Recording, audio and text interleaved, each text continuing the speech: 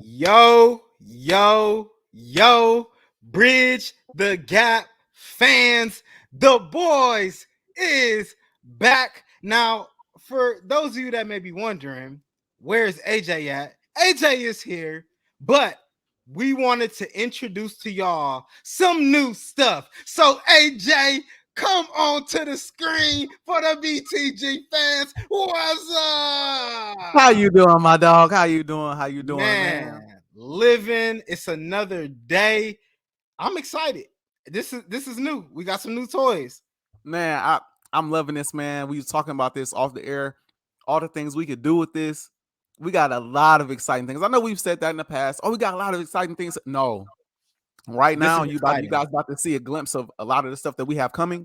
This is We got some exciting. special stuff coming. We Special do. stuff coming. We do.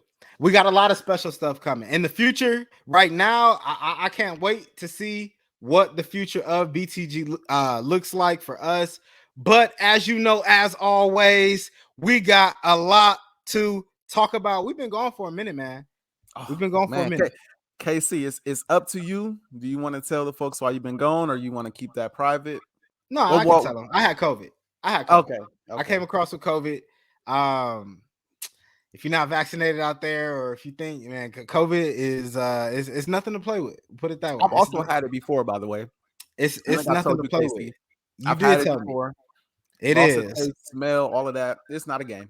I It's still don't definitely have my not a game. taste and smell all the way back. I can kind of taste some things, but it's not the same. I'm telling you, if you've got COVID or if you haven't and you think like, listen, if you get symptoms, you do not want COVID. Let's just put it Facts. that way. But Facts. on to some sports. Let's get into it right away because we got a lot of good matchups coming up here. It's NFL week 8. We about halfway to the season, not completely halfway, but almost halfway through the season. So AJ, I'm gonna kick it over to you. I'm gonna kick it over to you because I'm sure you got a lot to get off your chest.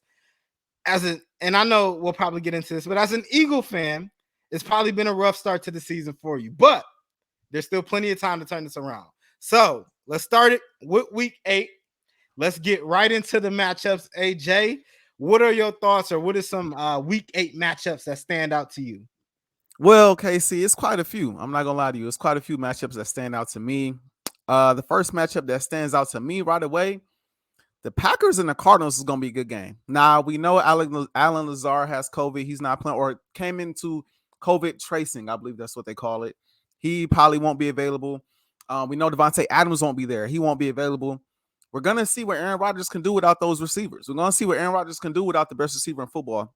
I know he's great. I think he's gonna have a great game. But you're playing against the hottest team in football right now, in the Arizona Cardinals. So that's gonna be one hell of a matchup there. We got that coming up tomorrow, literally Thursday night. So that should be a special one. Packers only have one loss on the season, if I'm not mistaken. And like I said, the Cardinals don't have any.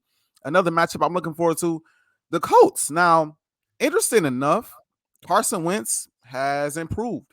I knew he would be better playing alongside the Indianapolis Colts with that offensive line, with Jonathan Taylor back there with those receivers, with that defense. We saw what Phillip Rivers did in that offense before. So I figured Carson will be a little better stepping in there. Started the season off a little rocky, but they seem to be kind of catching their stride right now. I look for them to be a playoff team, but they playing the Titans who stomped the Chiefs the other day. So that should be super interesting to see. The Colts are at home for that game. So that should be a special one.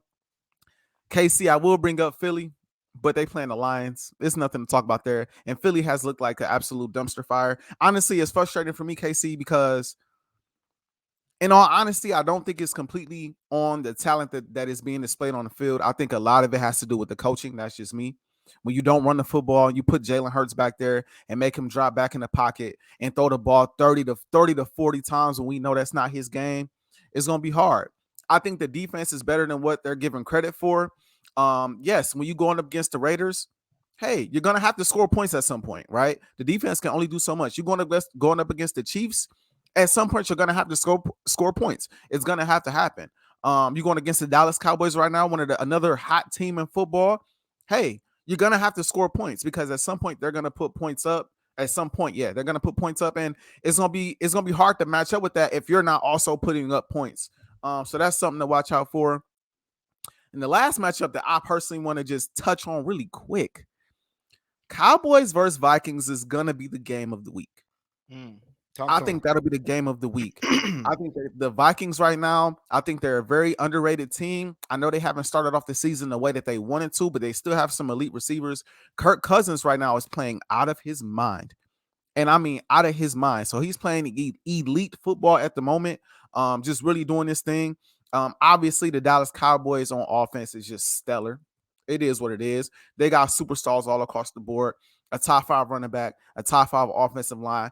Dak is playing like he's a top 5 quarterback. He's playing like he's an MVP candidate. And that defense, headlined by Trayvon Diggs, who's got an interception every week of the season, been driving me nuts, KC. I know. That's gonna be a game to watch right there. That's gonna be a game to see. And I think what makes it a special game is it's in Minneapolis, right? If it's in Dallas, I think Dallas might blow these boys out. I'm not gonna lie, because Dallas is playing great at home right now, but it's not. It's in Minneapolis, and that makes things very interesting. So those are the games I'm looking at this week. Casey, I know I took quite a bit of them. Hopefully you got a couple other games to talk about or just add on to the games I just discussed. I'm sure you do. But go ahead, take it away, man. Which games are you looking forward to? Well, I have to start with the Packers and Cardinals because I think that's going to be a really good matchup. Even though, like you said, Devontae Adams will be out, as well as Alan Lazard. I really don't think it. Well, let me not be foolish because I'm not going to sit here and cap. It matters, but I think that the Packers are good enough to, I guess. I think the Packers are good enough to make this competitive. I think that the Packers will use Aaron Jones a lot more in the passing game. I think that AJ Dillon, who has quietly been decent this season. I know I called him Derrick Henry Jr. and you laughed at me at the beginning of the season, but AJ Dillon is legit. Like that's a big boy and he can run. So I think they'll use him a lot more in the running game, to use Aaron Jones in the passing game more. And I mean, they still got some weapons. I mean, it's not Devontae Adams, but you still got Marquez Valdez-Scantling. You still have Robert Tonyan. You got Randall Cobb. You got the rookie Amari Rodgers that they'll probably use a little bit. You got Equanimous St. Brown. So they got some pieces, and they're getting Bakhtiari back, which is a major piece on that line, which will help them be able to stop some of those pass rushes for Arizona. So I think that the game will be good, and I believe J.J. Watt is out. I think they said he was out for the game. So I think that it'll be good. Kyler, if you're going to win MVP, this is where you do it. This is the game. If you're going to win MVP, you got to be the MVP. Right now, I picked Kyler Murray to win MVP before the season. I picked Kyler Murray and the Cardinals to win the division. Once again, you laughed at me, and them boys is balling. Kyler Murray has been on a tear. Hey, not to interrupt. I thought them boys was gonna be the worst team in the division, bro. And man, was I wrong? I was wrong. But you know what it was, and I think a lot of people. I don't think a lot of people saw this coming. But it's the defense. The defense is different. They make the difference here, and it's not so much about being able to just lock a team down. It's about being able to make enough stops to help the offense. And the reason why I was so high on the Cardinals coming in is because they did add some pieces that were going to make this defense better. They added Xavier Collins, who I personally, like I said before, I think is the best linebacker to come out of last year's draft. They also, you got Chandler Jones back, who's coming off of COVID. They brought in J.J. Watt, who's been good. You get Isaiah Simmons in another year. Buda Baker is arguably one of the best safeties in the league. Like Buda Baker is ridiculous at that position. So the defense is it's legit. So I'm excited to see that game. If I had to make a pick, I think the Cardinals do pull it out because it is in Arizona. But I think it'll be close. I hope I'm wrong as a Packer fan. But I think it'll be a lot closer than people think. Also, another game that I will be partaking in come Sunday, the Buccaneers as they go to New Orleans. Jameis Winston, Jabu. We need you, Jabu. We need you. I picked the Saints to win this division. You got to win this game. These are the games you got to win. Drew Brees in these type of games, you look at it and you say, I don't know who's gonna win, right? It depends on who's healthy, right? Now Jameis is, leading the Saints right now. So it's a different story. They are 4-2, but these wins have been ugly. They haven't looked dominant. They're not blowing teams out. Granted, I know they're not healthy 100% on the offensive side of the ball, mainly meaning Michael Thomas is not back. We know it's the elephant in the room, whatever, but you still have some talent. You got to be able to win this game. You get it in New Orleans. The Buccaneers aren't 100% either right now. Granted, they got an embarrassment of riches, but they're banged up a little bit. So I really look forward to seeing that game because the Saints defense is still legit. The defense is still legit. So they'll have to show up. What's his name? Lattimore, you got your hands full. Pick your poison. You want Godwin, you want who you want. Like, pick your poison. So I think that that'll be a good game. And then also, just because we're here, I'm interested to see once again Justin Fields play the game of football. I'm hearing a lot of chatter come out of Chicago media right now, perplexed, right, at why Justin Fields is no. We don't get to do that.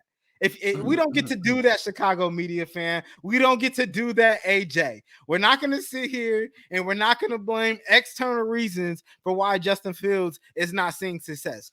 So that's got nothing to do with it. Nothing to do with it. I'm not saying that. What I'm saying is we knew that this was the case when the Bears drafted Justin Fields, right? We knew the offensive line was bad. We knew they had limited weapons. We knew Matt Nagy shouldn't be the head coach in Chicago.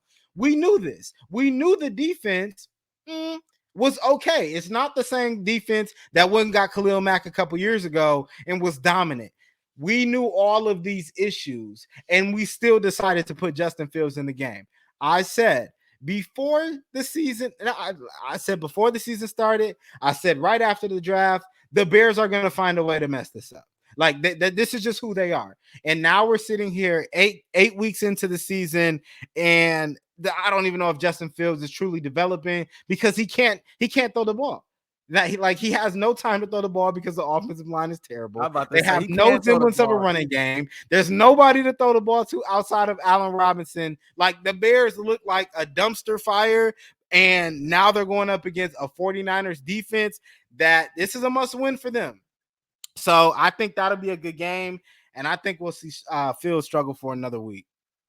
Honestly, so I want to quickly respond to the Fields thing. Listen, some of this I did see coming. Now, I didn't quite see them looking this bad. I didn't quite see Fields looking this bad, but there's something to be said for a guy coming in as a rookie, getting a chance to come in, do his thing without the best offensive line, no, without the best receivers, no, without the best options, without the best running game. You come in, you make your rookie. He was going to make rookie mistakes either way.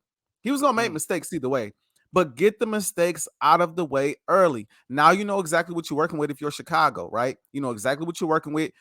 You should have known a good portion of what you were working with before you even drafted this kid. That's just me. But now it's obvious what you're working with, right? So now you can work around that for the rest of the season and going into the offseason.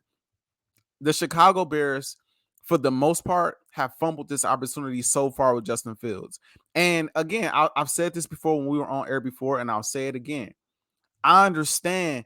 Oh, you think Andy Dalton is the solution, and he would look way better in this offense, and they'd have a better chance at winning. Okay. Number one, I disagree. But number two, you have to put the kid in an offense and a system that will work. It's literally the same thing Nick Sirianni is doing with Jalen Hurts. You got to bring extra protection. You have to run read option. You have to run screenplays. You have to do what is necessary to make him as comfortable as possible in the pocket and back there. Because at this rate, is he losing confidence? I'm not sure, but they're not helping the kid. They're not helping this kid at all, KC. And that's my biggest issue. I think Justin Fields has potential to be great. I do. I think he has the potential to be great. I think in his offense, if the offense is built around him, if they buffer off the offensive line, I think they have the potential to be great. But KC, they're not. What are they? As I look at the standings right now, I think they are not. They're not. I'm not even sure they're 3-4. Yeah, they're 3-4. They're 3-4. Or right. I'm not even sure they're 3-4 with the chance to be tied for second place or with a chance to take over second place in the NFC North if Dalton is the quarterback. I'm not sure. And at the end of the day, with as bad as their offensive line is, Justin Fields being as mobile as he is gives them the best opportunity to win. Just maybe even just off that. Maybe even just off of the locker room, galvanizing the troops, giving the team a young face to go to walk behind, to run behind, to play behind. Even if it's just that, and him being mobile and being able to get out of the pocket when the pocket collapses, which it does literally all the time, he's giving them the best chance to win. And again, I don't even think they have the record that they have right now if he's not the starter. I don't think so. That's I don't cap. think so. We've seen Andy Dalton drop so many games over the course of his career. We've seen this man look awful over the course of his career. They could very well have 1 or 2 wins on their record right now if he's the starting No, quarterback the entire time. I That's disagree. just me. But I'm just saying, I think he gives you the best chance. And again, I kind of like it because again, you're seeing what you have and you're allowing him to go out there and make his rookie mistakes. I Now disagree. you have to do a better job of protecting him so he doesn't get hurt.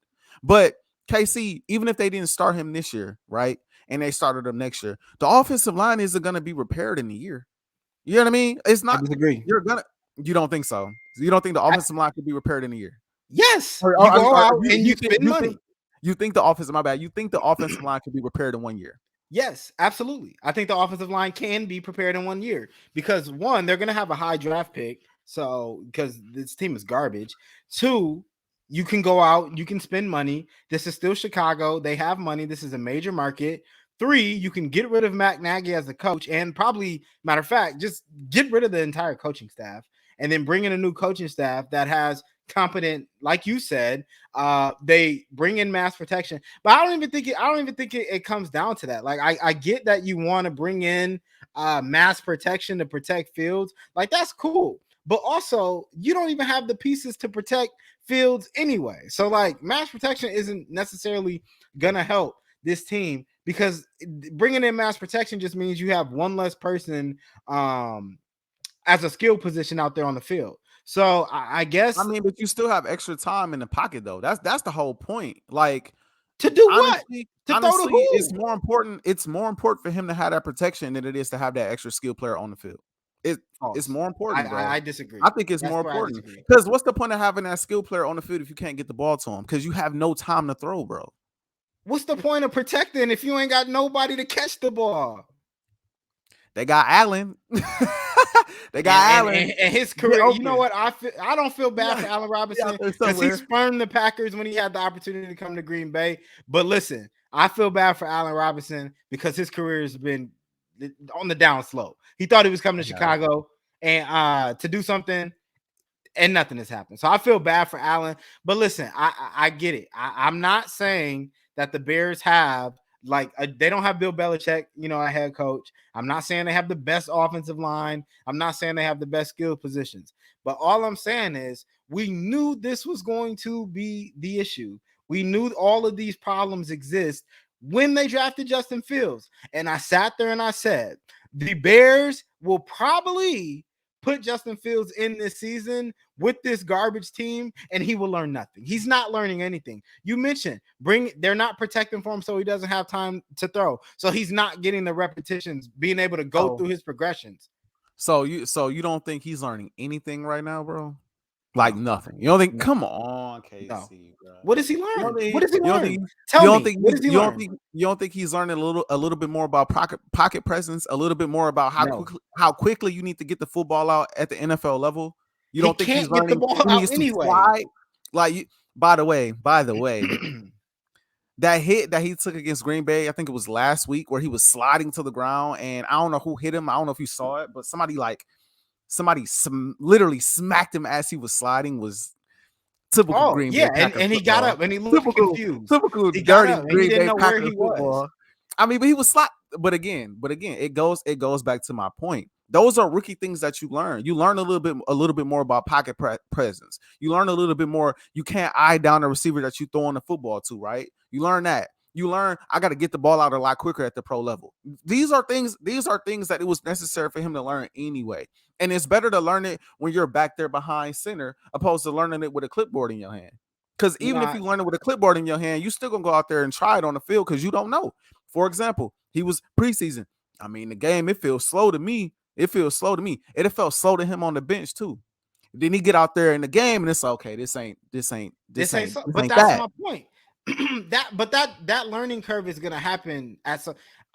Justin Fields has a lot that he still has to learn fundamentally.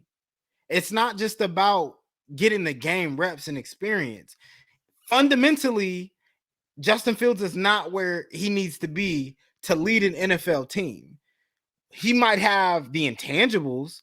He might have like the leadership intangibles that go along with being an NFL quarterback.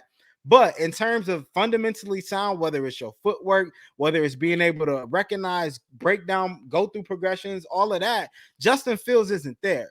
Him going out there every week and getting sacked 5+ times, running for his life, is not teaching him anything. He's been doing that his whole life, running in the pocket, running around. Like, he's been doing that his whole life. So what I mean when I say like he isn't learning anything, this could have waited a season when you had actual pieces around him for him to progress faster. Well, either way, and we got to move on to our NFL disappointments, but either way, if they continue to run the same type of offense and put him in an Andy Dalton style offense, it don't matter what they got around him, he was not going to succeed. It might not look as bad because you got more pieces. It might not look as bad.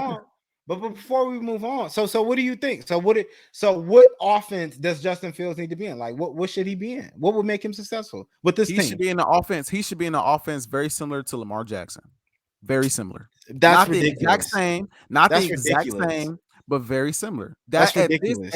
At this like rate, the way he's playing right now, the way that RG3 played, the way that Lamar Jackson played, the way that they should be playing Jalen Hurts, but they're not, Philadelphia.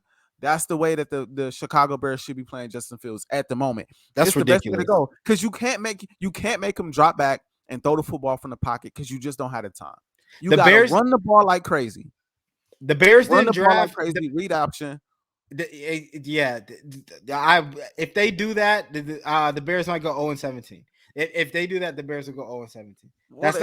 They didn't draft Justin Fields to run around. They didn't draft Justin Fields to run around, but as bad as the offensive line is, they have no choice right now. That's the thing. They have no choice.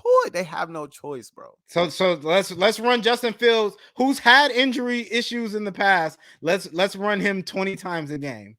Hey. And he doesn't have Lamar Jackson speed or elusiveness. Let's do that. Even though he is very fast and he does have elusiveness, but hey, I'd rather put the ball in his hands and give him the ability or give him the option to run out of bounds or dive and hit the ground or slide or do whatever he needs to do to defend himself and get out of harm's way, opposed to make him stand back there in the pocket and take 10 sacks a game. Okay. I'd rather do that. We'll see how he looks this week against the Niner boys. We'll see how much he's running this week. He'll probably be running a lot. We'll see him run a lot this week. He's running a lot every week. Yeah, he is. If he's not running, he's getting hit. But I want to jump right into the NFL disappointments. You mentioned it. I'll start. Kansas City Chiefs. Come to the front of the congregation. Oh my goodness. I don't think I've ever seen a team regress so bad, so fast with like the same core. Like this is ridiculous. This is getting out of hand. Obviously, I think Kansas City was both of our picks to come out of their division this year. I mean, they're not even in second place, let alone first. They're in third place, tied with Denver, who's played two marginal quarterbacks this year. I don't understand what's going on. Pat Mahomes, he just doesn't look the same. He's throwing the ball over. Or he's turning the ball over a lot more than he has. I think based on what I'm seeing, the defense is atrocious. And we kind of knew that the defense was going to be okay. I don't think we knew it was going to be this bad. But I think because of that, we're seeing Patrick Mahomes force the ball a lot more. We've seen this before with Aaron Rodgers. When he's been on bad teams or teams with bad defense, he feels like he has to do more on offense. And now we're seeing Patrick Mahomes do it. But listen, Patrick Mahomes, I think you may have been crowned a little too soon. I mean, and I don't want to be controversial here because I like my homeboy. I like my homeboy, and I really do. But also, I gotta call a spade a spade. And what I'm seeing from Patrick Mahomes right now is not great.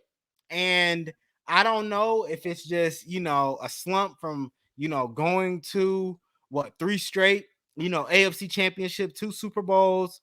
I'm not sure if that's what it is. And maybe, you know, he's tired. The team around him is tired. That maybe they're just slow. It's hard to get up for the regular season. Now everyone's, coming for their heads because they look a little vulnerable. Like I don't know what it is. But what I do know is that if the Chiefs continue to play like this, they won't make the playoffs.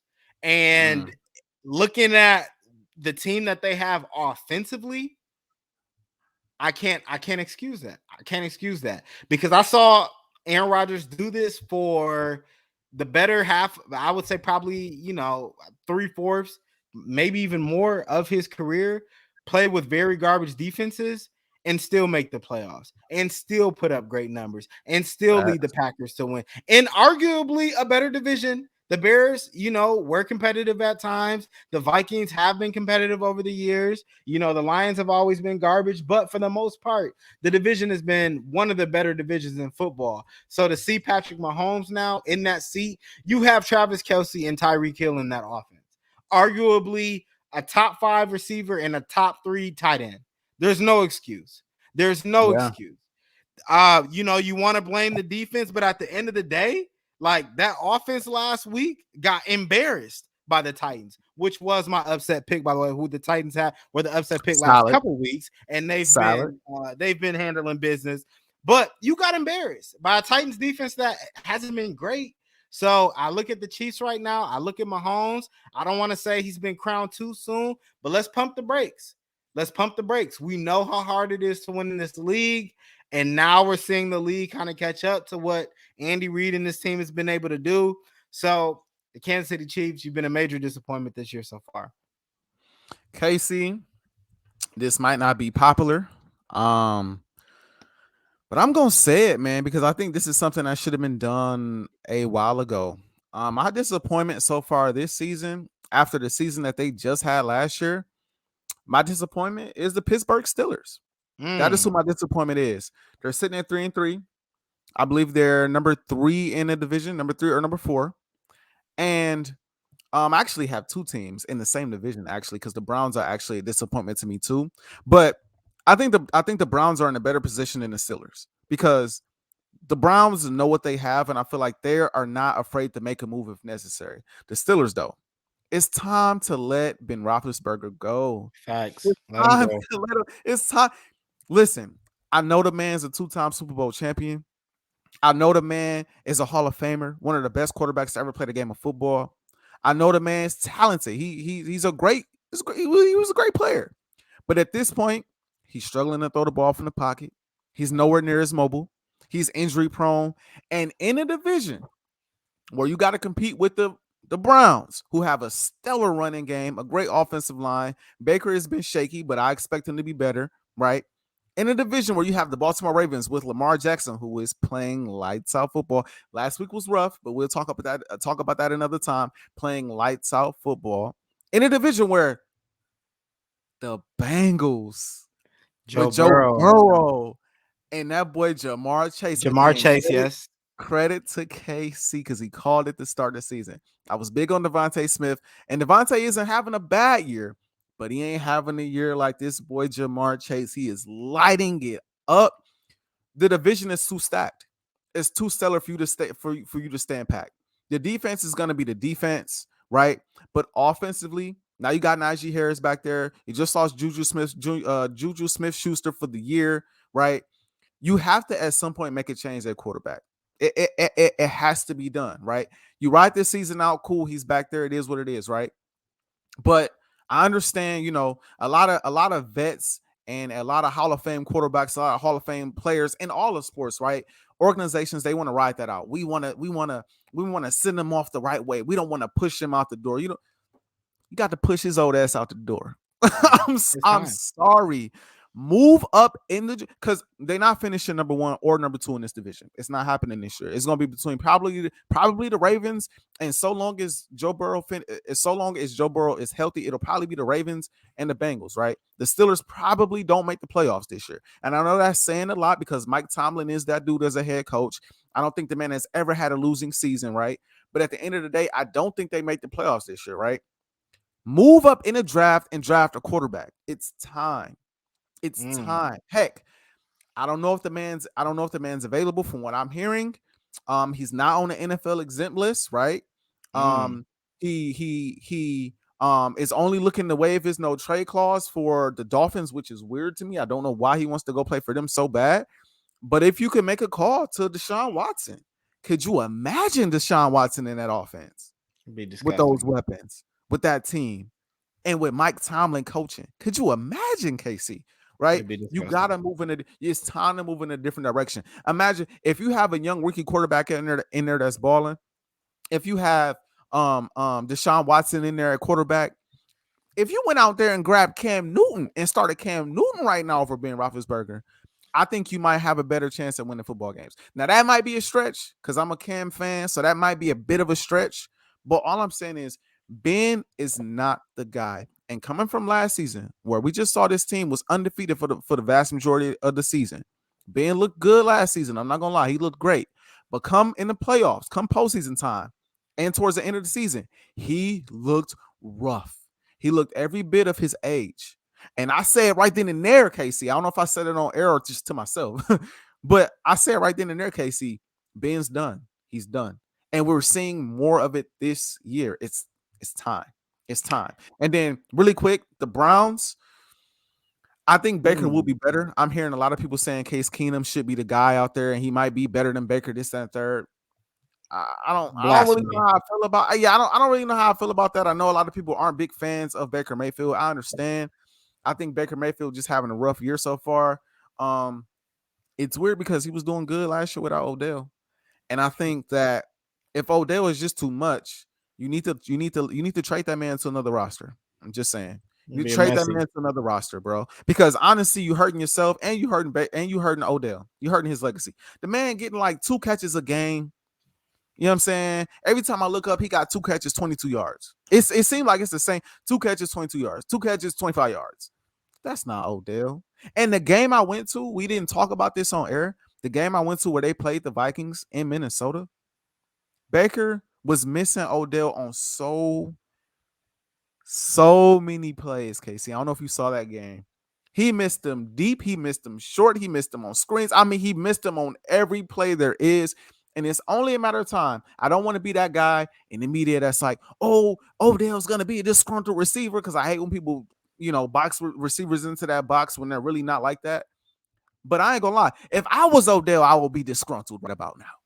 He's still one of the best receivers in football, and he's not touching the ball. He's not a part of the offense. It's being messy, AJ. I'm just saying, man. All I'm saying is they gotta find something to do with Odell. Either they need to let him go, or they need to find a way to include him in the offense. Because you can't have a talent like that and not use him. You can't have a talent like that and miss him every play and expect him not to at some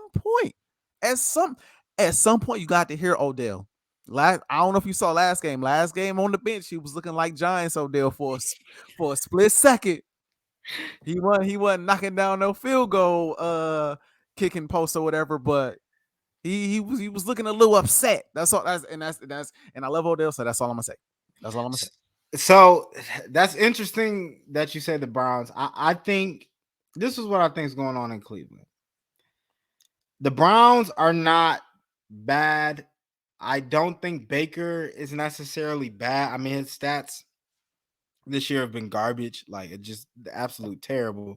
But I mean, let's assess the Browns, right? Like you have Odell, who is a major piece, of an important piece, who's coming off an injury.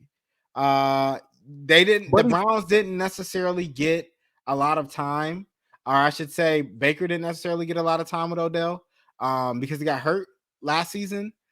So you missed all of last season, you missed all of off season, and then you missed the first few games of this season to really work on that timing. And as we know in the NFL, when it comes to a quarterback and his receiver, it's all about timing.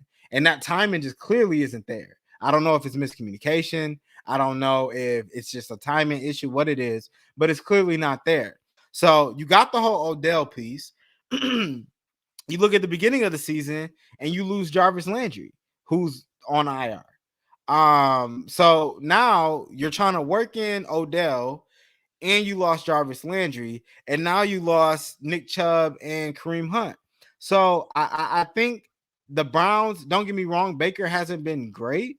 But I don't think it's necessarily all of his fault. And you look at that defense, I mean, that defense hasn't been great. Like they gave up 47 one game to the Yeah. Chargers. Like that, Yeah. that's inexcusable. That's borderline a fireable offense. And I picked Myles Garrett to win Defensive Player of the Year this year. Like he had a field day against Justin Fields. He was all over the field. You got to show up every week. Like, and I just don't know what's going on there. But I don't necessarily think it's all on Baker. And then I want to quickly touch on the Pittsburgh thing because I also thought that was interesting what you said. I completely 100% agree with you. Ben Roethlisberger is cooked. He's cooked. It's time to hang him up. He's cooked, bro. It's embarrassing. Like a well done steak. It's over. Like the boy, the man is cooked. Like like hang him up, please. Like I don't even know how Ben Roethlisberger is actually still playing. I thought he was done 5 years ago. Man, well, I wouldn't go that far. I thought Ben Roethlisberger was done 5 years ago.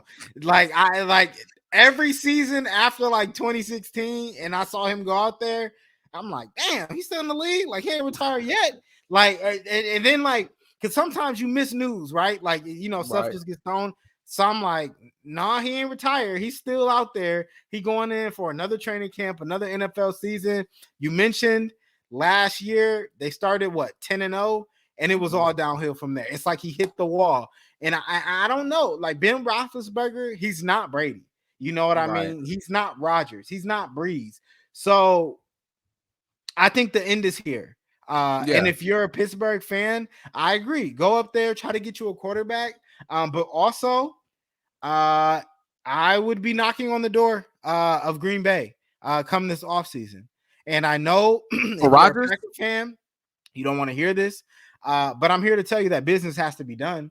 And Aaron Rodgers, he might just be, waiting out his time here this season. And he's showing us, and Aaron Rodgers has looked fantastic this year at the quarterback position, I must admit.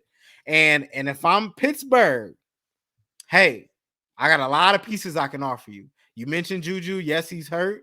But, hey, we got Juju. We got a Deontay Johnson. You know what I mean? We have a Chase Claypool. So they have some pieces. They have picks. They have a really good defense. So all they're missing at this point is quarterback. And if Aaron Rodgers is available this offseason, they would be a fool not to ask. KC. Depending on what the Pittsburgh Steelers would have to give up to get Aaron Rodgers, if they don't have to give up a lot of their top options at receiver, that's a Super Bowl. Oh, that's absolutely a Super Bowl. In the AFC my too? Goodness. Oh, yeah. That if somehow, some way, even if they had to give up a receiver, even if you have to give up a Juju, even if you have to give up a Deontay Johnson or something like that, or if you just give up picks, it's worth it. Because what makes Pittsburgh such an intriguing option, I think if I'm Aaron Rodgers, that's the only place I want to go. It's rugged. He's used to playing in cold weather, being in Green Bay. His whole career. Pittsburgh is also cold. It gets cold in the winter. So he's going to be used to that. The type of style of football that Pittsburgh plays, it's right up his alley. They'll be able to protect him. He'll have weapons to throw the ball to. It's a great organization, first-class organization with the Rooneys and Mike Tomlin. I think that Pittsburgh is a match made in heaven for Aaron Rodgers. And if he has the opportunity to go there, I say do it. like do Make it. a They move. would be fools not to ask. Are you still? And last question before we transition: are you still looking to get rid of Aaron Rodgers after the season? If I'm the Packers, yeah, Yes. yeah. And it Wow. sounds crazy, but this is While the why. stock is high, while the stock I'll is mention high. and I'll say this, and we probably won't talk. I don't want to put this into the air. As a Packer fan, the end has to be near at some point. Aaron Rodgers isn't Brady. Aaron Rodgers has looked exceptional this year. Don't get me wrong. But at some point, you're paying Aaron Rodgers $40 million a year. At some point, you got to allocate those funds everywhere. The defense has looked better, but you got a lot of young pieces on the defense. You have an Eric Stokes, who I think is a shutdown corner, which is why I said they should have got him in the draft over any receiver that was on the board at that moment. You have you just locked up Jair. You have Eric Stokes now. They went, and this is a new Packer team. I don't know if they're trying to make it up to Aaron Rodgers, but they're going out and they're getting pieces. They got Jalen Smith. They went out and got Merciless from Houston. They brought in a Devondre Campbell. But I say that to say they understand, in order to be competitive when it comes to competing for Super Bowls, you need to have a good team around the quarterback. And at some point, that end is going to come. And I think if you're the Packers and you have Jordan Love, who you believe is the future, you got to make that move before it's too late and get whatever you can back to help his development. And that's what it's all about. It has nothing to do with Aaron Rodgers. Aaron Rodgers is great. He's playing at an MVP level, but at some point, you have the future on the bench. Are you going to sacrifice the future, or are you going to sacrifice the present? And I think, knowing the Packers and who they are as an organization, they'll choose to sacrifice the present. And because of that, I think they'll get rid of him. And I'm okay with that because I like Jordan Love. Last quick question. I know I said the last one was the last one, but this is the last one for real. And I need a yes or no explanation. Fair. If the Packers win the Super Bowl and Aaron Rodgers is Super Bowl MVP, plays lights out, plays like this the rest of the season, lights out, and it is exceptional in the Super Bowl, are you still getting rid of him after this season? Or are you giving it one more run? Yes or no? If that's the case, you got to give it one more run. Okay. If that's the case, if Aaron Rodgers wins MVP, looks like this in the Super Bowl, we'll give it one more year, and then we'll lose him for nothing. And everybody's like, "Oh, damn." I mean, technically, it wouldn't be for nothing because y'all would get a bowl out of it. So That's true. And then, that's true. That's fair. But KC, we got to transition over to my favorite sport because, yes, we are knee deep in basketball season so far. We are deep in basketball season so far. So, KC, I want to ask you, unless you want me to start, KC, I want to ask you, though, what are your thoughts so far on the early NBA action? I'm loving the NBA. I'm loving the NBA already. Like, this is going to be an interesting season. This is going to be an interesting season because it's so many storylines. I want to start with one because we haven't talked about it. We've been out a couple of weeks, so we haven't really talked about it. But I want to just start here because I find this to be just absolutely atrocious and unprofessional. The Ben Simmons situation in Philadelphia. What in the world is that? Ben Simmons, stop being a child. Like, this is garbage. Like, in what world, right, do you get to just pout at work and think that there's no repercussions for it? Like, I get you feel like the organization may have given up on you, but if I'm another team, why the hell would I want Ben Simmons on my squad? Facts. You can't shoot. We've seen that. You still have demons that you're fighting, clearly, because we saw that in the playoffs. And this is how you show up to training camp in your feelings? This is who I don't want Ben Simmons on my team if this is the Ben Simmons I'm gonna get. And Joel Embiid said it. I don't care about that man because right now, and it would be one thing if we saw Ben Simmons elite at any point post high school. I sat there and watched every single Ben Simmons game because I was a huge Ben Simmons fan coming into college when he was at LSU. First of all, I was surprised he went to LSU because there was a lot of other offers on the table, but he went to LSU. I'm like, cool. Ben Simmons at LSU, this man is gonna ball. No, not only did he not ball, He didn't make the NCAA tournament at LSU. Not only did he not ball, he didn't even make the NIT tournament at LSU. On top of that, it came out afterwards that he said he was just bored to get to the NBA. So I'm starting to see a pattern here when it comes to Ben Simmons. If he don't want to do something, he's not going to do it. Now, the Philadelphia 76ers are also being stupid in this situation because they're holding out for what? They're holding out for what? Like, at this point, just get him off your roster. Like, I don't even want to see Ben Simmons anything in any Philadelphia paraphernalia like ever again. Like, at this point, just get him off your roster. But I'm sure it's hard at this point because Ben Simmons is doing the things he's doing. So I'm very disappointed in that. Now, I want to get on to one other thing. Kyrie Irving. And we're here again.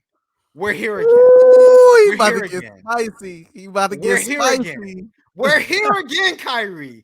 Every single year, we sit here at the beginning of the season or at some point in the season, and we're talking about Kyrie Irving. I'm so sick and damn tired of talking about Kyrie Irving every year. And I know there's these Kyrie Irving's apologists that are out there that think Kyrie can do no wrong, that think the earth is flat and all this stuff. Listen, get that out your mind because that's not reality. The reality is Kyrie Irving is a headache. And James Harden knows that in Brooklyn. Kevin Durant knows that in Brooklyn. Steve Nash knows that in Brooklyn. And honestly, the Brooklyn fans know that in Brooklyn. It's time to get rid of Kyrie Irving because right now, Kyrie Irving is a distraction. And a distraction when you're trying to win an NBA Finals is the last thing that you need. And right now, what Kyrie Irving is doing, and it's not even the fact that Kyrie Irving doesn't want to get vaccinated and all that, because I don't care. Like that, like nobody cares that that's what it is. It's the fact that it's another issue in the Kyrie Irving drama saga. Like I don't understand what it is. Ever since he decided on that day that he wanted to leave Cleveland, it's been situation after situation. He went to Boston. He had some enemies in Boston. They were better without him. He came to Brooklyn. There was issues. There was issues in the locker room. He was alienating the guys, talking about we need more. And you don't even have the full roster. And you need more. This is who Kyrie Irving is. It's always an issue outside of the injury issues. And because of that, if I'm the Brooklyn Nets, it's time to get this man out of there. Which brings me to the Brooklyn Nets. These boys are in trouble. These boys are in trouble because I know we sit there and we see Kevin Durant as this demigod when it comes to basketball and this and that. Don't get me wrong. Kevin Durant is a great scorer of the basketball, but if we keeping it a buck, them boys ain't winning no championship.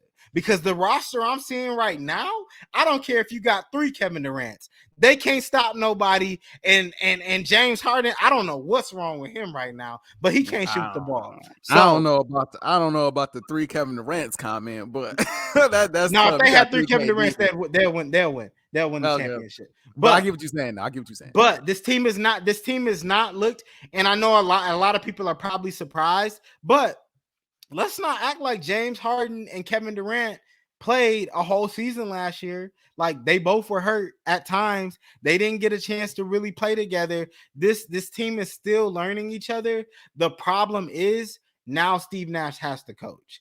And Kevin Durant has a championship, sure, but Kevin Durant is the leader of this team. And now you're the person that has to answer the questions. Why is James Harden looking the way he's looking? What's wrong with Kyrie Irving? Do you think this is a championship team? And he hasn't had to do that really ever. When he was in OKC, it was Russell Westbrook. When he went to Golden State, it was Draymond, it was Steph, it was Clay. Now you can't hide KD.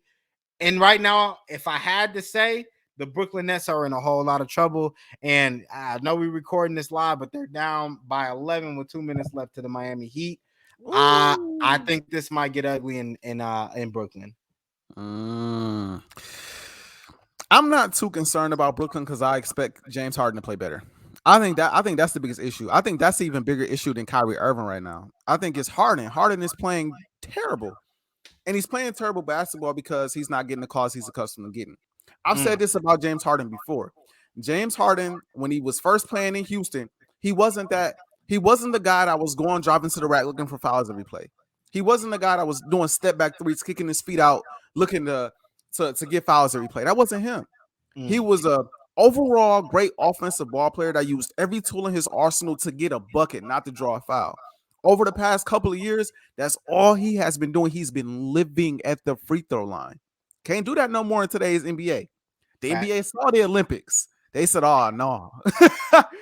We too cold. We too talented to be flopping and to be looking for a call every single play. We need to change these rules up because it shouldn't look like this. It shouldn't look like this. They hurt the media. They hurt the fans. Like, yo, why are they flopping? Looking for it's because they do it in the NBA. It's because they do it all the time. And Harden is now dealing with the effects of it. And I think either him or somebody else called it out in the media and was like, I think he's like the poster boy. He's like the face of like, don't give him that call. Rightfully so. Rightfully so. Because he's the main one with the swipe through. He's the main one with the kick your legs out. He's the main one throwing his body into defenders trying to get fouls. And now you're not getting that no more. And now you're struggling. But I do believe that James Harden is an elite player. And if you have Kevin Durant playing like Kevin Durant and James Harden playing like how he's supposed to play, I think the Nets are still an issue. But I want to quickly touch on a couple things when it comes to the NBA. And I want to first talk about a team I've been talking about for a while, KC. The Chicago Bulls. First off, they're the only undefeated team in the league. They're the only undefeated team in the league. And I know they haven't played anybody yet before you give me that argument. They not play. They playing the Pelicans. They play. I get it. I understand. All I'm saying is the Chicago Bulls of last year probably not winning some of these games. They probably 2-2 at this point. They have clearly improved on both sides of the basketball. Alex Caruso is a major addition and something that everybody we know as Laker fans, and we know what Alex Caruso means to an organization and to a basketball team. The hustle, the defense, the perimeter shooting. Everybody might not know about that, but we know about that. Lonzo Ball has seen LaMelo, which I'll bring up in a hot second. Lonzo Ball has seen LaMelo, and you could tell he like, all right, I ain't gonna let little bro show me up. I can't let little bro show me up. I gotta step up and I gotta be that dude in Chicago. DeMar DeRozan is hungry. Zach LaVine is hungry. Vucevic is hungry. A 5th seed in the East. Remember, I said it. 5th seed in the East and getting to the second round. I don't care who they play at 4. I don't care because what I don't even if the Brooklyn Nets are at 4, I think they beat Brooklyn. And the reason you're why out of your mind. No, hear me out. The reason why I say that is because if Brooklyn is at 4, their season has been unless they're at 4 and Kyrie comes back right before the playoffs or literally a couple games left. If they're at 4 and they're not in that top 3, that means their season has been terrible.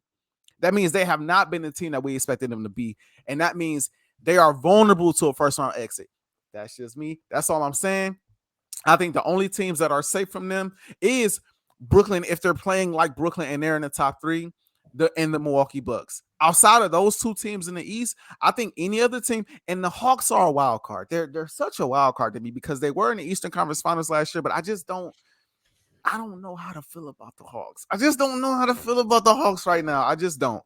I want to quickly touch on the Lakers, and I want to put the camera on myself for this moment because I want to talk to somebody in specific.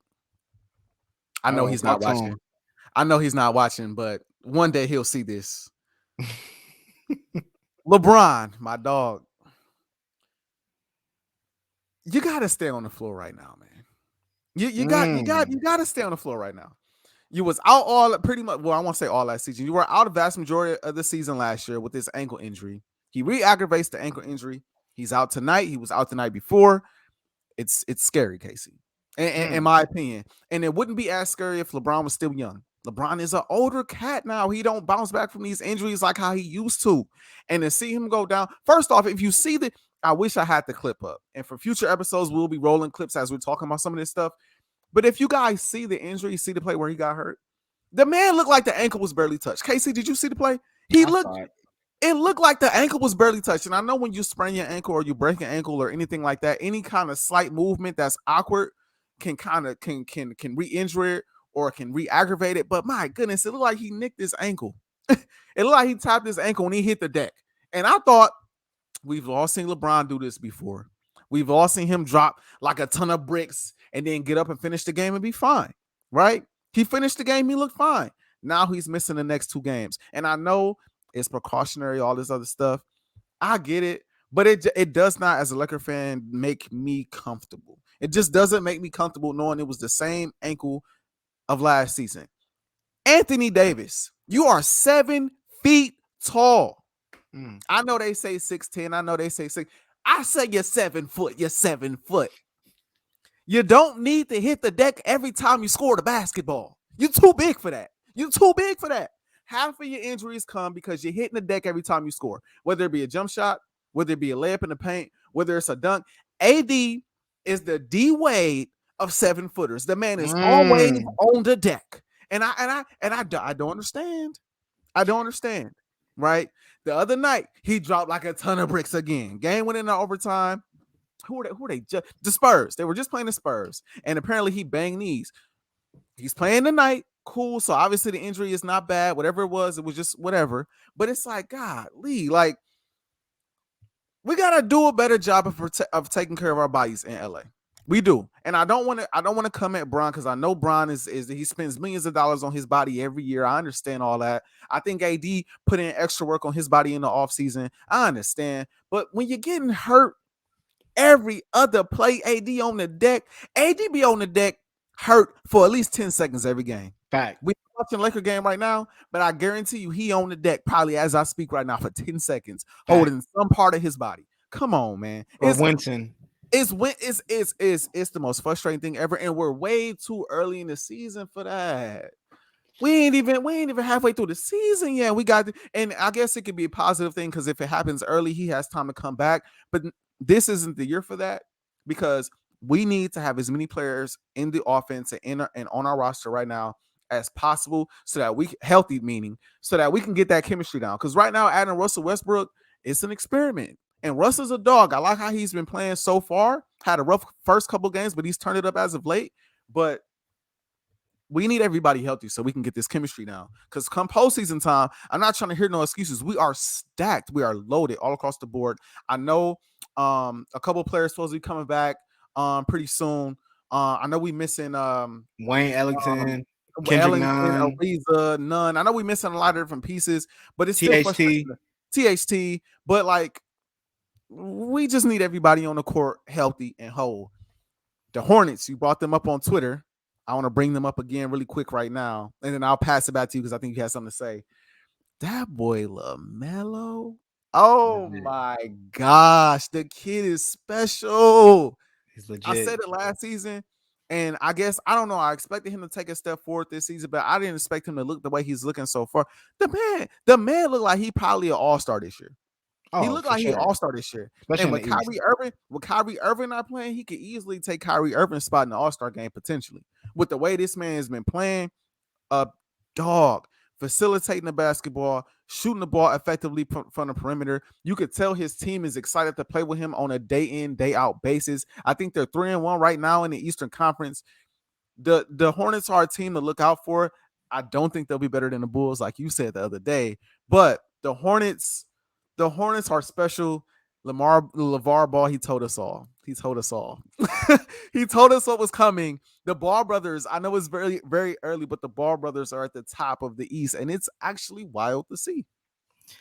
AJ, LaMelo is a dog. And if you watch LaMelo, even when he was at like Chino Hills, like, you knew like he was different. Anybody that can just shoot from half court with no remorse in a game and make it, by the way, like, it's different. Like, I don't care what level of basketball you're playing at. That's different. And that's LaMelo. So I'm not surprised LaMelo looks like this. I'm so mad we didn't get to see him in college, like play somewhere. That would have been fun to see. But it is what it is. It is what it is. I want to touch on a couple of things. First, I'll touch on the Lakers real quick, because you already know it's Lake Show, baby. It's Lake Show all day. I don't care what anybody say. It's Lake Show, baby. Yes, sir. Yeah. All right. But no, I want to touch on the Lakers real quick, because I agree. Injuries are concerning. One thing that I was thinking just the other day, it's crazy because LeBron didn't start getting hurt till he came to LA. Like he wasn't hurt anywhere else. Like Bruh. like ever, Bruh. like in his whole career, he was never hurt. He came to LA. We had what the Achilles, well, not the Achilles, the ankle. I say, don't say Achilles. Or no, no, We no, we the had with groin, the the groin groin, injury the groin. first time, the first year. Then we had the ankle last year. Now this, I don't think it's serious. After LeBron went down, they listed him as probable. I think LeBron is just like, man, I'll take a couple weeks off. We know LeBron is this is what he'll do at times. So I don't think it's too serious. The AD one, on the other hand, AD, you're right. You need to stay up. We need to keep you up. And AD Stay on looks your feet. bigger. Stay He on stay your on feet. your feet. He looks bigger this year, though. You can tell he put some work on his body, but you're right. Every game is something. If it ain't the shoulder, it's the leg, it's the ankle, it's the eye. It's always something with Always. AD. But I think they'll be okay. Russell Westbrook generally starts seasons off slow. But I think they'll be okay. It's a long season. We got 82 games. We're in what, game 5. So I think they'll be all right as the season progresses. I think LeBron will be all right. You mentioned that he is older. If he wasn't old, I think he'll be out there playing. But I mean, after playing almost 20 seasons, what, like, they're playing, who are they playing? They're playing the Spurs, they're playing OKC. Like, Yeah. these teams, if the Lakers can't win without LeBron, then there's bigger issues. That you know, I Well, mean, this early in the season, I wouldn't say there's bigger issues because we still trying to get used to, like, we barely beat the Spurs the other night. You know what I mean? So I wouldn't say there's issues because they're still trying to get their footing in their chemistry, which is why I feel like he should be out there. But yeah, but again, OKC is garbage. I can't give you that. yeah, true. I don't think That I don't think they have a win on their record yet. Yeah, no. So I can't. But I hear what you said. The Spurs are a decent basketball team. That was a good test. It was a Yeah. test. They got a back to back now with OKC after traveling. So we'll see. I just think that the team, you mentioned it, is too talented to lose to some of these teams that they're playing right now, even if LeBron's not playing. You mentioned they're missing people, but they still got AD. They still got Russ. They got Dwight. They still got why can't I think of their name? Who else they got on that? Malik Monk, who's been Yeah, Malik, who's been balling, He's been balling. Bazemore's been decent. Melo. Did you say? So, I'm about to say you say Melo. yeah, Melo's been hooping. So the 28 the team, other night. looking, so they got the pieces. Like, it's there. Yeah. So you got to be able to win that. I think that's why LeBron's not playing. If it was playoffs, he'll definitely be out there. But then I want to touch one quickly though on the Bulls, because I get it. And I want to address this because we did have this conversation on Twitter. So I'm not going to run from this conversation. I said what I said. I would be surprised if the Bulls made the playoffs. Period. Oh my gosh! Like, So we you're gonna sit here repeat and that rewarding statement? marginal wins now. Oh my Any god! decent team in the NBA would have beat the 4 teams that the Bulls beat. Like, let's call a spade a spade. We talking about the Pelicans with no Zion, right? Like, we already know what that is. Garbage. We're talking about the Detroit Pistons, who didn't even have their number 1 pick. I don't even think it would have mattered, but they didn't even have Kay Cunningham, who is the only reason they got Kay Cunningham is because they were the worst team in the league. So if they were the worst team in the last year, got Kay Cunningham, and didn't have Kay Cunningham for these days, well, then they're still the worst team in the league. And then who else did they beat? What was the other scrub team that they beat? That was just that the other night. Let me see, because I gotta make sure that this information is correct, because I don't want there to be any confusion. What team is this that they beat? I'm gonna look it up until I find it. Oh, and the Raptors without Siakam. Like, come on, like that's what we rewarding now. We rewarding those marginal wins for the Bulls. We'll see what happens. We're rewarding those wins because they're the Bulls and they normally lose those games. Like, that's why we're rewarding those wins so early in the season. They weren't this good last season. They weren't winning these games last They year. have So better why not players. say, okay, they look a lot better this year? They so have far. a better team than last year. They should win those games. But this is their next month is going to tell me something. If the Bulls get through the next month, they play the Knicks, they play the Jazz, they play the Celtics, they play the Sixers twice, they play the Nets, Mavericks, Warriors, Clippers, Lakers, Trailblazers, Nuggets, Knicks again, Pacers.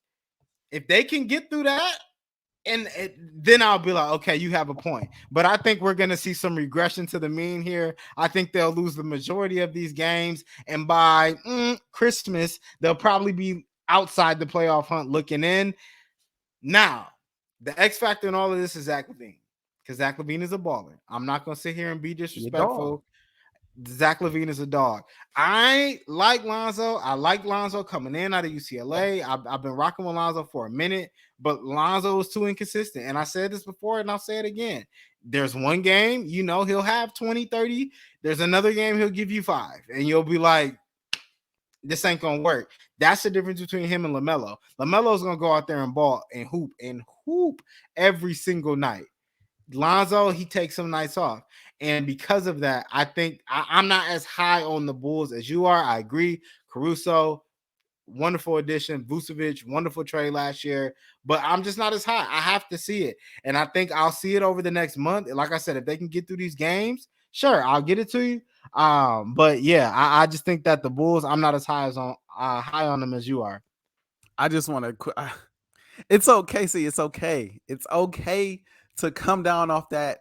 I'm not sure they'll make the playoffs. I'll be shocked if they'll make the playoff stance. It's okay to come down and be like, okay, they might be 6, 7, 8 seed. It's okay to say that, bro. It's okay. 7 seed at best. Okay.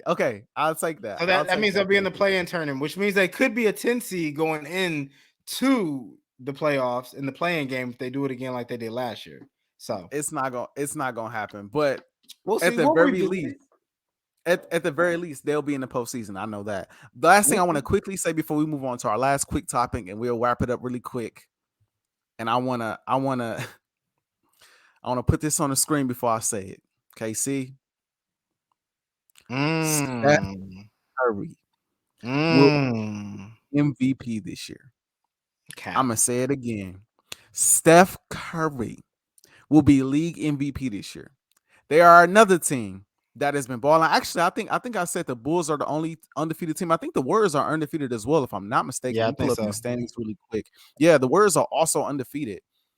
Steph Curry, again, playing lights out basketball, doing things that I won't say we never thought he would do, but playing literally out of his mind. Jordan Poole is stepping into a different role this year and becoming a focal point of the offense. Draymond Green is being Draymond Green. Clay's supposed to be coming back. Now, I'm not going to jump on the bandwagon like Stephen A and say they might win it all. I don't want to go that far because we got to see Clay back in the lineup first.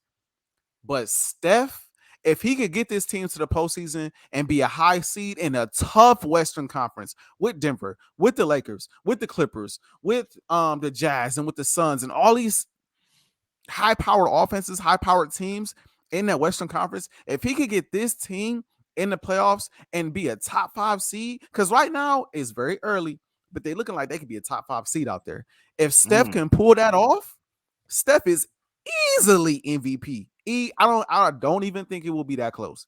I don't think it will be that close. And also, before we change topics, I also want to give a quick shout out to Ja Morant because he's taking a step this year. He's taking a step this year. Oh yeah, he's on his Grizzly. He's taking a step this year. Ja Morant is that dude. But KC, I want to move on to the last quick topic, and I know we're going a bit over time, so we're gonna make this quick. KC, right now we're looking at the NBA 75 all-time list. And KC, as I pull up the list right now, y'all gotta excuse me. This is all new stuff right now. We're doing a bit of a test drive today. But KC, as I pull up this list, who do you believe was the biggest snub to not make this list? So, looking at the list, it's tough, right? Like 75 greatest players. First off, it's hard. It's tough making the greatest 75 players, the greatest 75 players in the world. That's or to ever play. Yeah, that's tough. I mean, but you look at some of these names, like I mean, some of these dudes I didn't even see play, so I can't even really speak on them. Like Dolph Chavez or Chaves, like I don't know who that is. You know what I mean? Like if you ask me, he ain't better than some of these other people I've seen play. So I think that's tough. Just looking at the list, first glance, I can tell there wasn't a lot of active players on it. I mean, outside of Steph, Right. Bron, KD, AD. James Harden. Yeah, exactly. But even AD, like being on the list was tough, which will give me to my snub. I think, and I saw this, Dwight Howard not being on here was interesting. Um, Yeah. and Dwight Howard not being on there, and then AD being on there. Like I get Dwight Howard wasn't the offensive player that AD is, but if we're talking strictly defense, like Dwight Howard is arguably one of the best defense, like in his prime, was one of the best defensive players I think we've ever seen. People And forget, not to interrupt you. People forget Dwight Howard was the best player on the team that was in the finals in that was '09, bro. and beat Braun And beat on the way. Bron. Beat Yeah, Bron on the way to the Lakers. Now he lost to Kobe because Kobe was just on another level. And he also had a great team with Pau Gasol, Andrew Bynum, Lamar Odom, the squad. and he was But hooping. but Dwight was there. And he, again, you had Hedo, you had Rashard Lewis, you had, Jameer Nelson, who, if I'm not mistaken, missed a lot of the postseason, or at least Yep, missed some of the finals time. But Dwight was unquestionably the best player on that team, and at the he was. time, unquestionably the best center in basketball. He was. But I mean, people forget that. As great as AD is, AD has never been in the finals as the best player on the championship team. Never. Fact. And AD Never. isn't a three-time defensive player of the year like Dwight was. Back to back, by the way. Like he was Never. doing that. Like in Dwight's prime, he was giving you 23, 12, and like 3 blocks. Like that was Dwight. In Dwight's prime, he was more dominant. AD is more skilled. So I could like if you ask me to pick between the two in their prime, I'm gonna pick AD. Yeah. If he's healthy, because he's more skilled, right? That's another thing. Health. Right. If Dwight, Orlando Dwight was healthy. He wasn't hurt. And so I thought that was weird that Dwight wasn't on there, because Dwight is a good player, but I think that just tells you a little bit about how the NBA views Dwight. I think it's more personal than anything, which is a shame. And then I'll pick one more that I was surprised about. Derrick Rose not being on the list. I thought that was interesting. You think he's accomplished enough? He's the youngest MVP. That's true. He's the youngest MVP. I wasn't necessarily the biggest D Rose fan, but D Rose changed the point guard position in the 2010s. Like, if we keeping it real, like people weren't jumping like D Rose. Point guards weren't jumping like D Rose. You know what I mean? Like, you didn't think. I mean, we saw maybe Steve Nash, like they built around Steve Nash at the point guard position. Iverson, who was kind of like a shooting guard. But if we're talking about point guards, like there weren't point guards doing what D Rose was doing. And I'm looking at the list again. There's some of these point guards on here that it's like Chris Paul. Like, don't get me wrong, Chris Paul is great, and he's had a healthy and long career. But if we're talking about just strictly accomplishments outside of All-Star games, like what has Chris Paul really accomplished more than D Rose? You know what I mean? Like, he just made his first NBA Finals a year ago. You're going to put him on there because he was the NBA Player Association president. I get that. But if we're talking about pure talent at the height of their careers, D Rose was unstoppable. So, I don't want to just Chris Paul was a dog too, though. Chris Paul was a dog, and I'm just talking about just strictly accomplishments, because if what's the criteria for the list, right? Like, are we taking their prime? Are we taking their career in totality? Because some of these dudes are still active. Like, I just don't know. But I thought that D Rose probably should have got a little bit more consideration. Maybe it's because he doesn't have a ring. I don't know. But I think D Rose being left off the list was a surprise. Yeah, I definitely get that. For me personally, I think the biggest shock for me as I continue to look through this list, there's no way you have Reggie Miller there and you don't have Klay Thompson. I'm sorry. There's no way there's no way you have Reggie Miller and Ray Allen, bro. And Ray Allen. Ray Allen was a great player. Huh? Ray Allen deserves to be on the list. Well, but so does Clay, is what I'm getting at, right? Okay. Because Ray Allen, he was the best player on his team before when he played in Milwaukee. He did go and win a championship with the Celtics and was a great player there. He also put in work with the Heat, win a championship there. But like again, like you can't have those snipers on the list and not include Clay, 3-time champion, setting records with hitting threes. I mean, the Warriors don't win those championships without Clay. You know, like when you think about the Warriors, you think about Steph and Clay. Like Draymond is there, of course, but for the most part, you're thinking about Steph and Clay. So that for me, oh snap, that for me, that makes it really, really tough. Another name that I just think is just oblivious, and I don't really know the exact reasoning for it. Honestly, another name that I feel like we and you talked about him earlier, Casey. I know you're not the biggest fan of this cat, but there's no way Kyrie's not there. I mean, come on now. What? Yes, there is. What? Yes. Are you kidding me? What has Kyrie accomplished? And I just got let me take the no. I can't let you do that. I'm gonna let you finish. Okay, no. Go ahead. Explain why. So Kyrie Irving, one of the most skilled players to ever play the game, right? Again, looking at some of the players on this list, is he better than Ray Allen? Yes, he is. Is he better than Reggie Miller? Bro. Is he better than Reggie Miller? Yes, he is. Now, I'm not gonna say he's Isaiah Thomas or nothing like that. I'm not even gonna say he's Steve Nash, because Steve Nash was winning as the best player on his roster. But like looking at this list, you can't commit. Like, come on. No, I don't know how Kyrie makes the cut and Dame makes it easily. I don't know how that works. Now, I do understand from the standpoint of like Dame has been one of the best players, you know, or the best player on his team for a long period of time. You know, if you want to bring in the longevity aspect of things, if you want to bring in the availability aspect of things, then yeah, of course, you know, Kyrie is missing in that regard. But Kyrie has been a part of a 3-1 comeback, bro, and was a major part of it. Kyrie is a perennial all-star. Kyrie was a rookie of the year. Kyrie did win a 3-point shootout. Like Kyrie does have accolades. He's all NBA talent. It has been all NBA talent for a while now. There's 75 greatest players. Yeah, bro. Look at the other names on this list. Look at them. I'm looking at them. Look at the other names on these list. Like when you look at these names, like he's just as accomplished as AD. Is he not?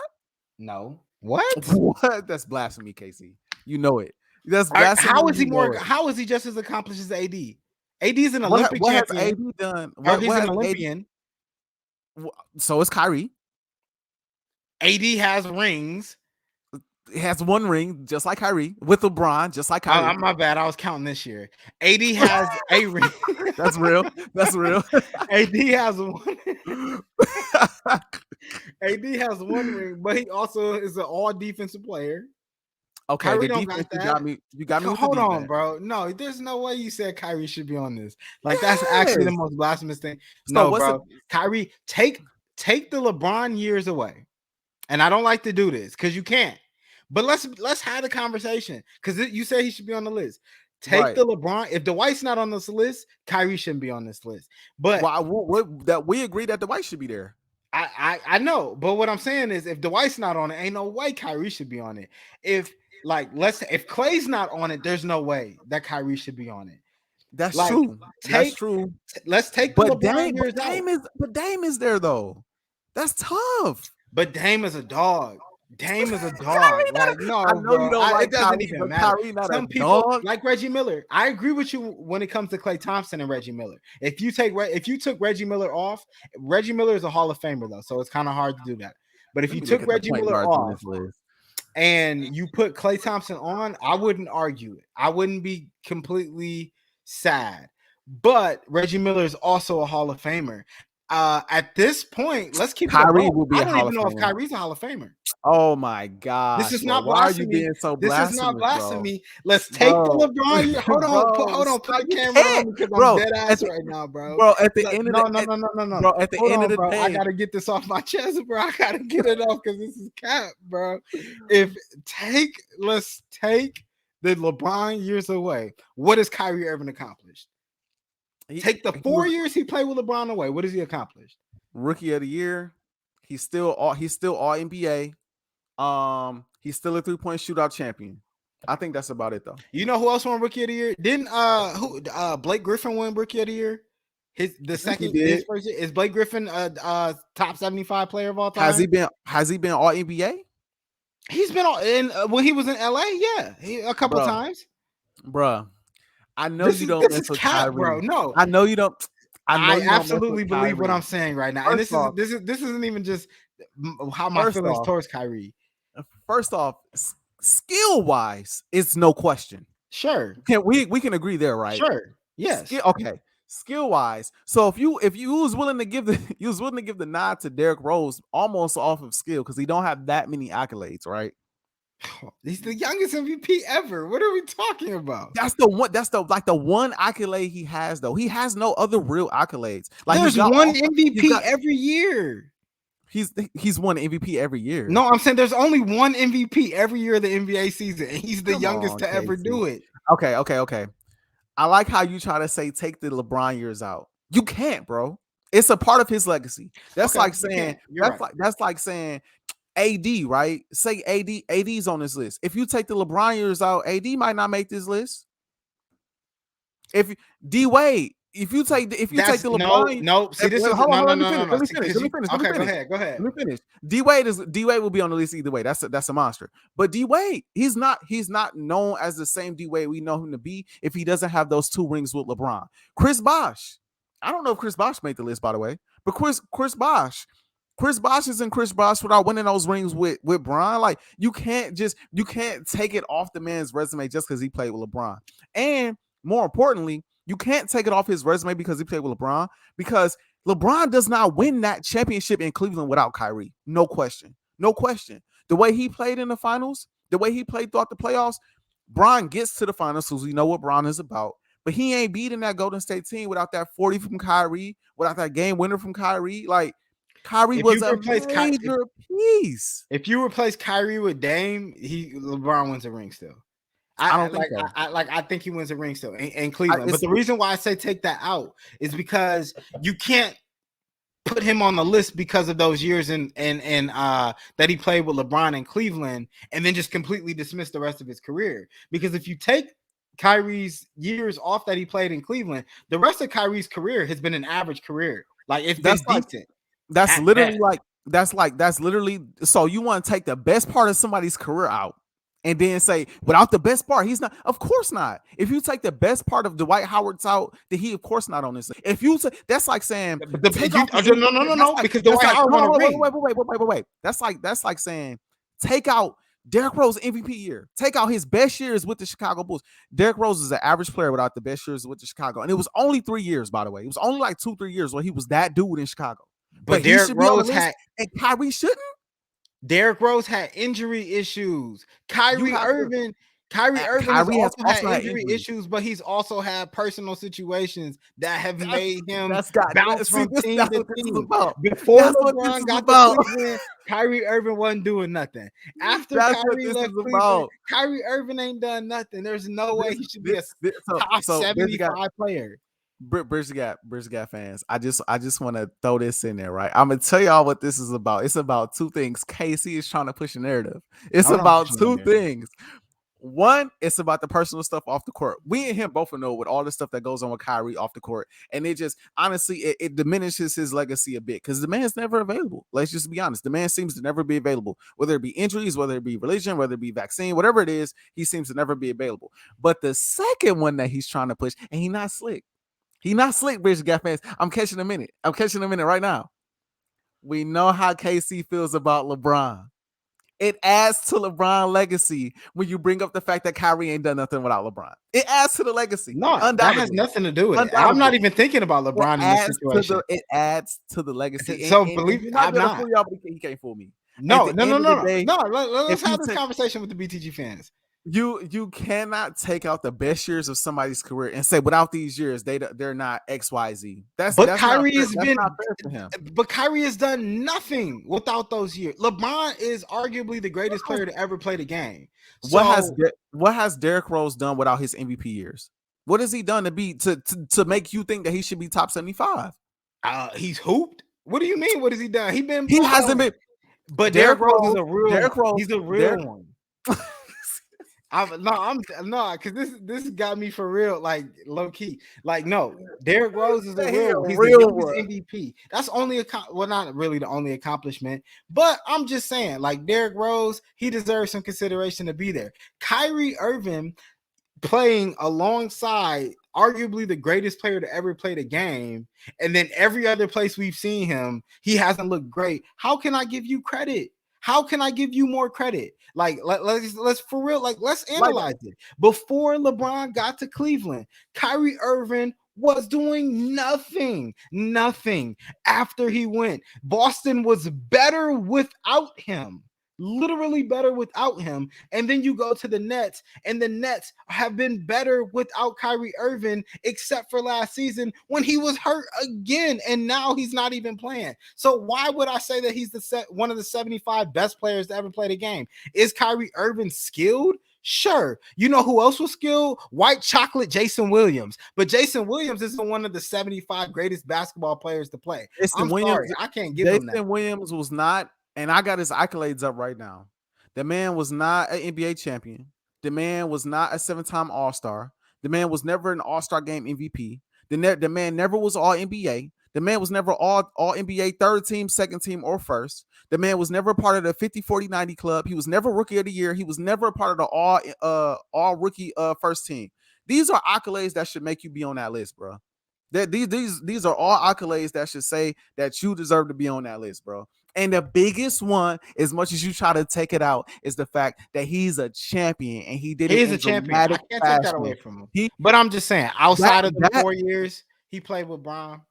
But again, if you take the 4 years, if you take the best 4 years out of somebody's career, then a lot of players not on this list, bro. A lot of players like Derrick Rose shouldn't be brought. If you take away the 4 best years with Chicago, he nowhere near this list. But you don't want to do that for Derrick Rose because he a real one. But you want to do that to Kyrie. Because you want to do that to Kyrie. But it's not about the 4. It's not about the 4 best years. I'm taking a specific time in Kyrie's career. That doesn't mean Kyrie was at the height of his game when he was in Cleveland, but he was. But was he, or was that LeBron? Because everywhere else we've seen him play, we watching D Rose hoop now. Now we don't got the same lift, but we watching D Rose hoop now. Just last year, he was part of the 50, 40, 90 club. This was last year. And what happened? And how did last year end? He got hurt, just like Derrick Rose. Next to Kevin Durant, who was also one of the top 75 players. I can't give you that, bro. If you think Dwight should be on there, if you think that Clay should be on there, cool. I'll agree with that. But Kyrie Irving, no, I'm sorry, I can't give you that, bro. If Kyrie is there and Clay is there, or if Clay is there and Dwight is there, Kyrie should be there as well, for sure. Okay. We're gonna have to agree to disagree. We're gonna have to see. Maybe we'll have this. We'll revisit this when we see Kyrie on the court again. Which we don't know when that'll be. Exactly. But it's all good. Bridge the Gap fans, it's been fun. It's been a pleasure. We got some special things coming. As you can see, we got some new software. We're working through some new things this year. Y'all stay with us through the clunkiness. We went quite a bit over time today, but we just test driving this, trying to see what works, what doesn't work with us. Like I said, we got some special things coming this year. So y'all stay tuned. Y'all stay with us. But for now, the band, KC, Ajae, we signing off. Catch y'all next time on the next episode of BTG. Let's get it.